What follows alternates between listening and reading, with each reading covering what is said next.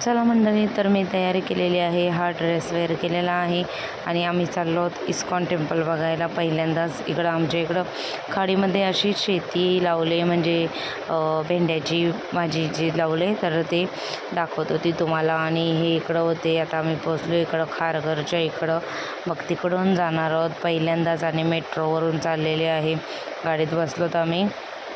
आणि वरती मी गॉगल लावले ना, तर नित्यान माझ्याकडं कसा बघतोय बघा, सारखा बघतच बसला आहे माझ्याकडं. आणि पहिल्यांदा गेलो, खूप छान मंदिर आहे.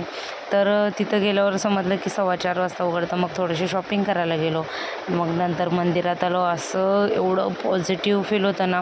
पहिल्यांदा गेल्यावर तिथं पाय धुवायला लागतात, पाय धुतले आम्ही.